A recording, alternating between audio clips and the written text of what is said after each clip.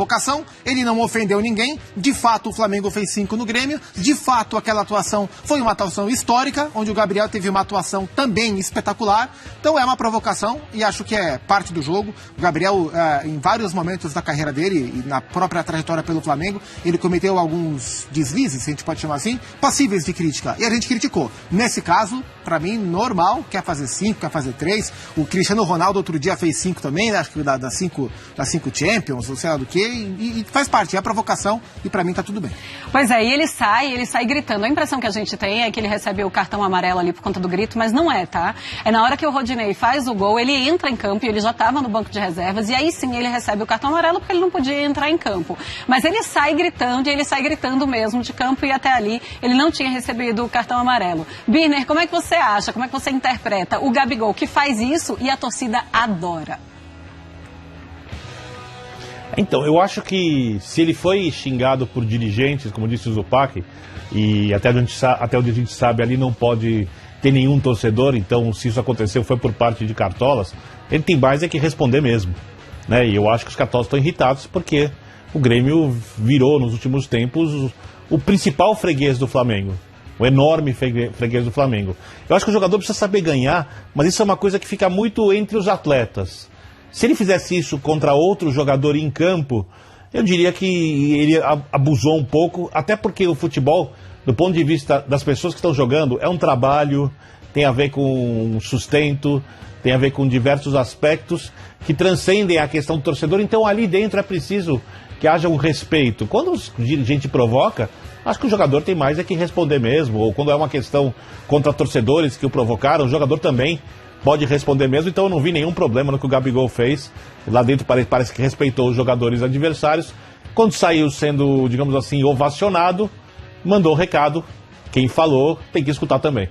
Pois é, escutou, pelo menos foi o que a gente viu ali, escutou muito também.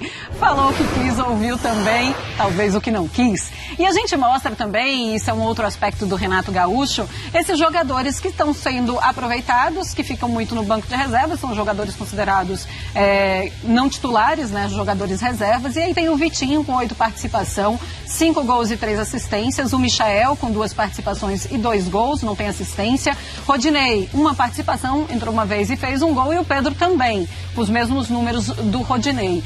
Aí a gente lembra também do Renato Gaúcho no Grêmio, que era um treinador também muito conhecido porque conseguia recuperar jogadores, muitas vezes jogadores esquecidos. Ele está fazendo isso no Grêmio? Ou não dá pra gente comparar no Flamengo? Ou não dá pra gente comparar porque no Grêmio eram jogadores que chegavam no Grêmio já esquecidos, e no Flamengo são jogadores que estão ali no banco de reserva. E no Grêmio eram jogadores que chegavam já esquecidos e que precisavam em algum momento assumir um posto de titular, né? Então ele transformou o Jael, por exemplo, no centroavante campeão da América, né? O Cícero virou um jogador importante na mão dele, e outro jogador. O próprio Cortez, excelente exemplo, lateral esquerdo, campeão da América também. No Flamengo já é um pouco diferente. Ele está tentando tornar essas peças mais úteis ao elenco para diminuir também a discussão da disparidade entre titulares e reservas do Flamengo. Em muitos casos essa discussão, claro que vai acontecer, mas acho que especialmente no setor ofensivo, quando a gente olha para o Vitinho e para o Michael, porque em torno desses 2 jogadores, não só a questão técnica, mas o investimento feito para contratá-los, tornava muito gritante, né, essa disparidade. O Flamengo pagou caro para tê-los, para que eles fossem opções prontas para entrar quando o time precisasse, o time titular, e eles não entregavam, e isso ficou muito, muito gritante nas primeiras temporadas de ambos, né? Então, nesse momento, existe essa evolução desses jogadores. Acho que parte muito da relação que o Renato tem com os atletas. Quando a gente fala que o Renato consegue fazer com que os homens de frente do Flamengo joguem mais soltos, joguem mais leves, né? O Everton, o Bruno, o Arrascaeta e o Gabriel, e consigam produzir melhor, esse efeito também tem nos jogadores que não estão em campo, né? Então ele consegue deixar mais leve o ambiente pro Gustavo Henrique jogar, pro Léo Pereira jogar, pro Bruno Viana. O Bruno Viana ontem fez o gol, mas há 2 jogos ele cometeu falhas de marcação.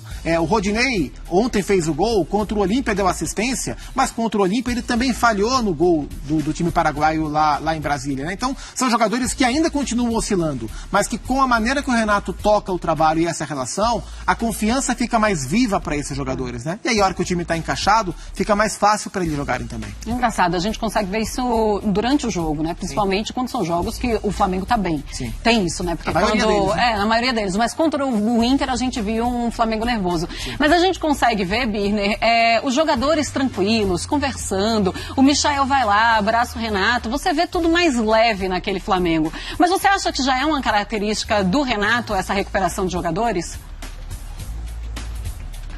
Eu acho que o ambiente mais leve tem tudo a ver com o Renato. A recuperação de jogadores, ou a melhora dos jogadores, para mim tem a ver com a melhora do futebol coletivo da equipe. E nesse aspecto, uma coisa está diretamente ligada à outra.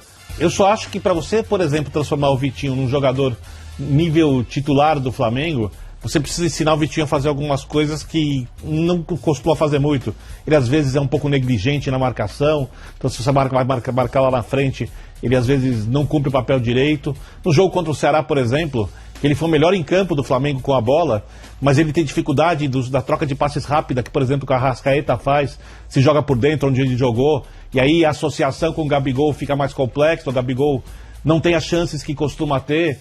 Então, para dizer que recuperou jogadores, eu espero um pouco mais. A evolução desses atletas, sem dúvida, existe, principalmente a do Michael, que passa bastante pela confiança do jogador, porque o jogador se sente mais à vontade e mais leve, como você mesma disse, Marcela, no atual momento do Flamengo. Mas uma coisa é a melhora dos jogadores dentro do coletivo, outra coisa é a recuperação deles. Então, para dizer que houve a recuperação, eu prefiro esperar um pouco mais. Eu ainda não consigo enxergar assim, Marcela. E a gente continua, então, com as novidades do Flamengo ao longo do dia. A gente vai mostrar um treinamento do Andréas Pereira, que, olha, arrebentou. E o torcedor ficou animado demais vendo isso. Tá aí o treino do Andréas Pereira.